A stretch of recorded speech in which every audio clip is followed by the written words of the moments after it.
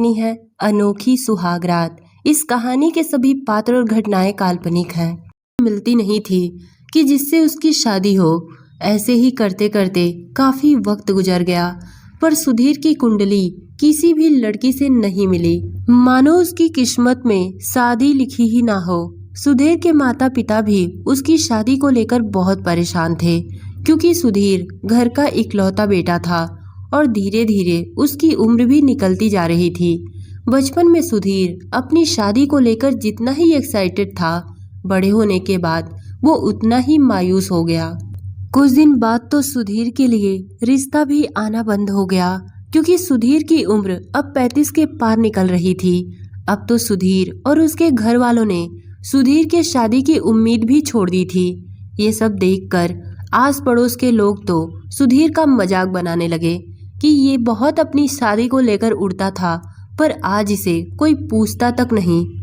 अपने साथ ये सब होता हुआ देख सुधीर डिप्रेशन में जा चुका था।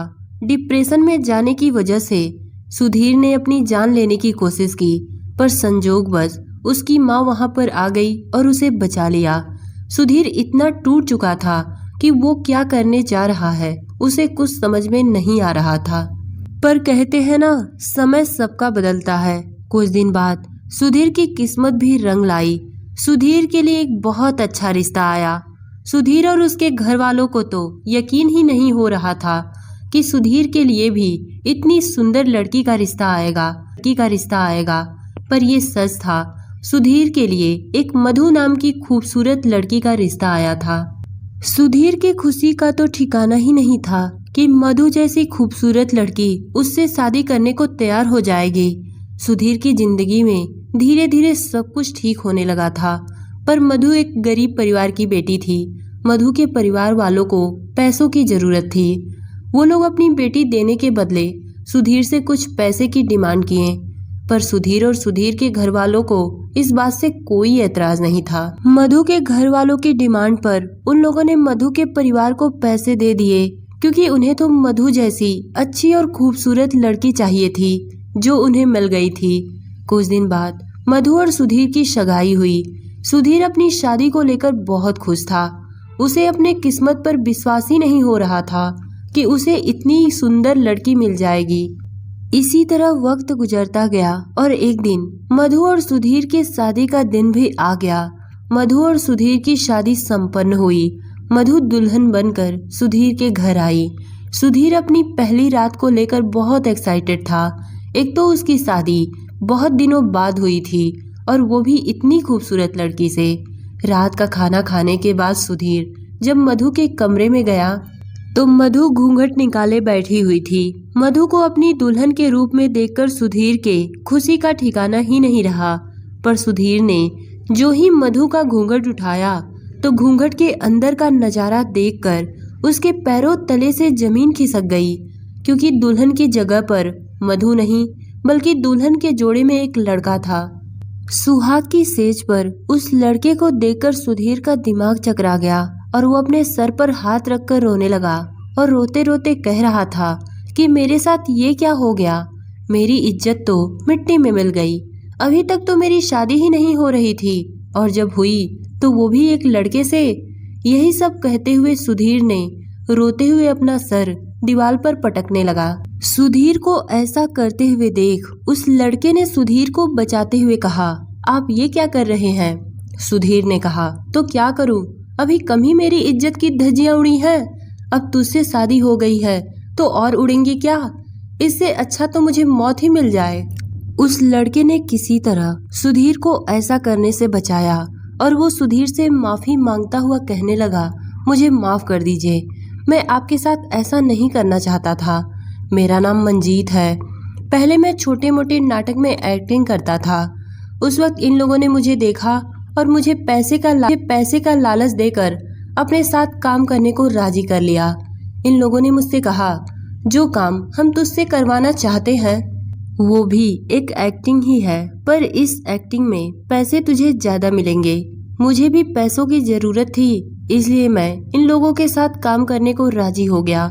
इन लोगों ने कहा, एक्टिंग में तुझे दुल्हन का रोल करना होगा, और शादी होने के बाद जब सुहाग रात की बारी आएगी तो तुझे किसी तरह खिड़की दरवाजे से वहां से निकल जाना होगा।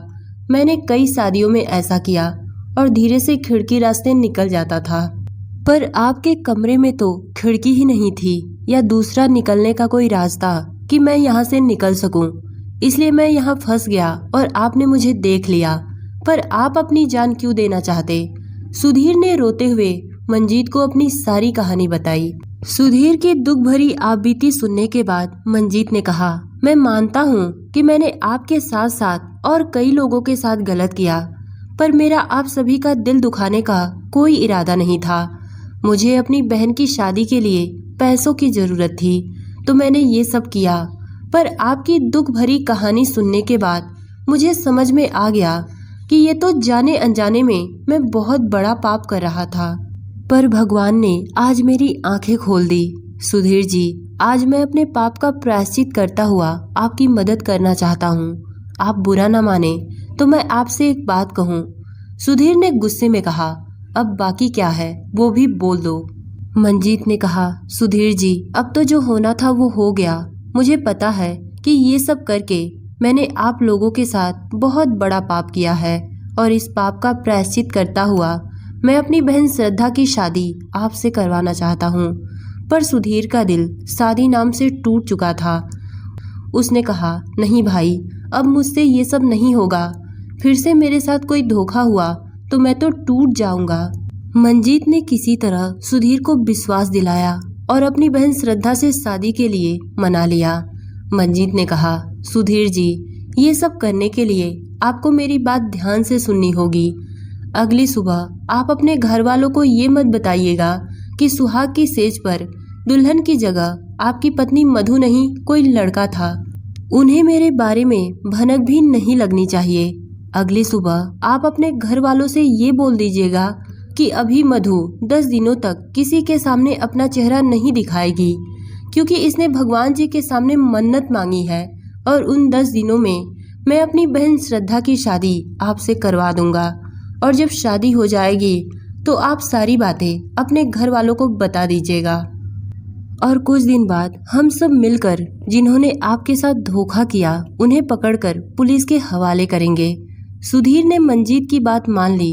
घर वालों को भनक भी नहीं पड़ी कि सुधीर के साथ उसकी पत्नी मधु नहीं बल्कि कोई लड़का है। किसी तरह 10 दिन गुजरे। इन्हीं 10 दिनों में मंजीत ने अपनी बहन श्रद्धा को सुधीर से मिलवाया। श्रद्धा मधु से कई गुना खूबसूरत थी और एक संस्कारी लड़की भी। मंजीत ने अपनी बहन श्रद्धा और सुधीर की शादी एक मंदिर में करवा दी। शादी होने के बाद श्रद्धा और सुधीर जब शादी का जोड़ा पहनकर अपने घर आए तो घर वाले श्रद्धा को देखकर हैरान थे। उन्होंने सुधीर से पूछा, अरे ये कौन है और मधु कहाँ पर है? घर वालों के सवाल पर सुधीर ने अपने घर वालों को सारी बात बताई। सुधीर के घर वाले ये सब सुनकर सन्न रह गए कि इतना सब कुछ करने के बाद भी इस शादी में भी मेरे बेटे को कितनी तकलीफ उठानी पड़ी। पर उन लोगों ने मंजीत का शुक्रिया अदा किया। मंजीत और सुधीर दोनों ने मिलकर उस शादी कराने वाले गिरोह का पता लगाना शुरू कर दिया जिन्होंने बहुतों की जिंदगी के साथ खेला था। कुछ दिन बाद उन लोगों का पता चल गया। सुधीर ने उन लोगों के खिलाफ FIR करवाया और उन्हें पुलिस पकड़ कर ले गई। तो दोस्तों, ये कहानी आपको कैसी लगी कमेंट में बताइएगा। धन्यवाद।